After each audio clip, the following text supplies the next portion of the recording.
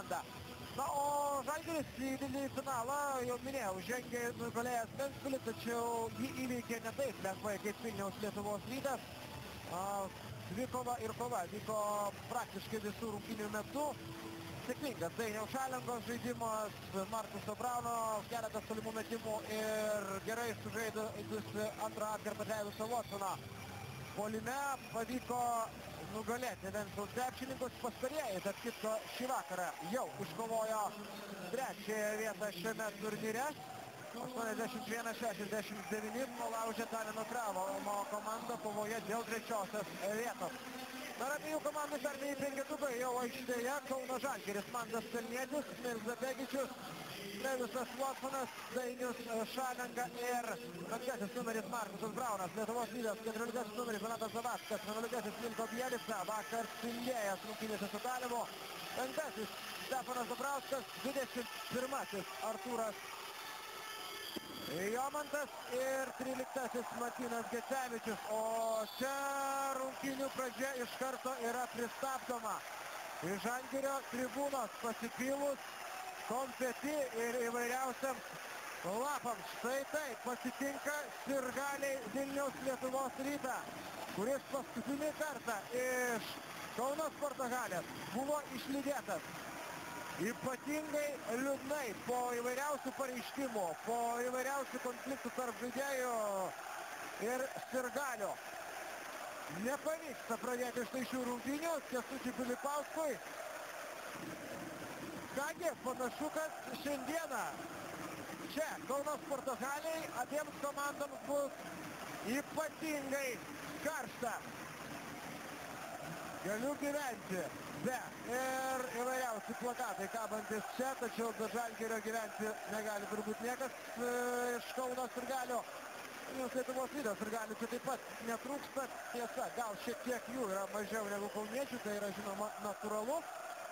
Tačiau nei viena, nei kita komanda, žinoma, šiandieną nenusiteikusi nuvilti nei vienos, nei kitos barikadų pusės. Aptvarkoma aikštelė, Pluša ir Markusas Braunas ir Mantas Kalnietis. Tuo tarpu likę krepšininkai kol kas stebi, kaip bus sutvarkyta aikštė ir bus galima pagaliau pradėti štai šias rungtynes.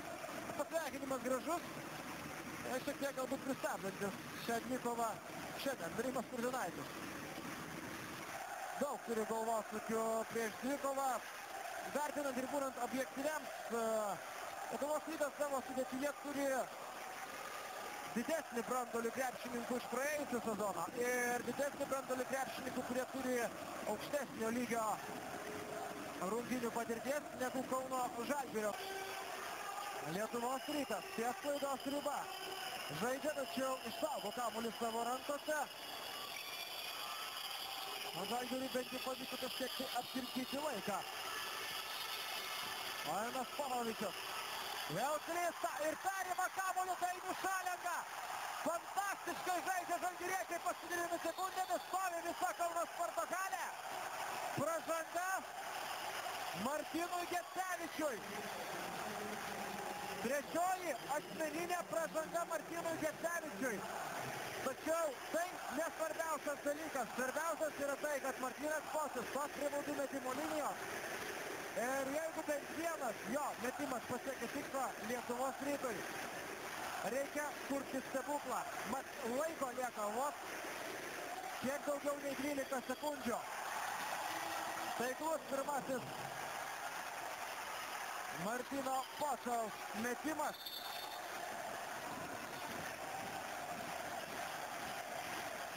Ir Žalgiriui dabar, žinoma, nebereikia jokių pražangų, arba bent jau tokių pražangų, kurias tektų mokėti labai brangiai.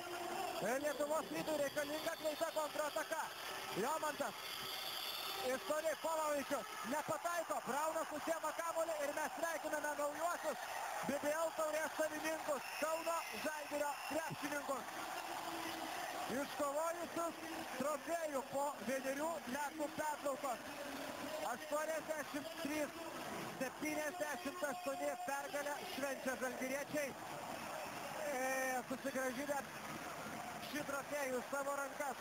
po labai įnirtingos kovos. Na, vėl degantis rungtynių sirgalių Kauno Žalgiriečių, bent jau pusės atmesti įvairiausių pakelai. Gerai, kad viską pavyksta greitai išspręsti ir aplodismentai naujiesiams Baltijos taurės savininkams. Lietuvos Rytas neapgina šio titulo ir praranda jį bent jau iki kitų metų, o Kauno Žalgiris, bent jau savo pažadus, kad šiame sezone visi trofėjai bus jų rankose, pradeda pildyti. Kaip ten bus ateityje, žinoma, mes pamatysime, sezonas ilgas, trofėjų nemažai ir šios abidvi komandos tikrai dar susitiks ne kartą. Tačiau tikėkime, kad dvikovos tarp šių abiejų komandų bus taip pat, tokios pat intriguojančios ir atkaklės. Nepaisant to, kad abudu klubai yra šiek tiek susilpnėję, kova vyksta įnirtinga. Mes turėtume sulaukti naudingiausio turnyro žaidėjo paskelbimo. Na, būkime objektyvus, jie turėtų tapti Dainių Šalengą. Vakar 17 taškų, šiandien 18, plus 7 atkovoti kamuoliai. Ir čia skanduojantį ačiū Kauno sporto halė. Aišku, sulaukime rungtynių arbitrų sprendimo. Puikiai žaidė 2 dienas ir Martynas Pocius. Galima būtų priskirti ir Markusą Brauną, tačiau Dainis buvo tas žmogus, kuris išgelbėjo ir šiandien Kauno Žalgirį. Lietuvos Ryte naudingiausių žaidėją turbūt niekas nerinks.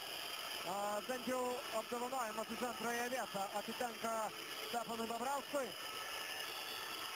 Nepatenkintas ir nedžiugus, žinoma, Babrauskas, kaip ir visa Lietuvos Ryto komanda. Kaip ten bebūtų.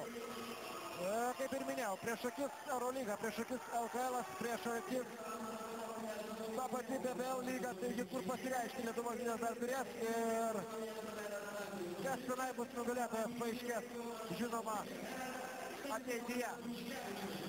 O dabar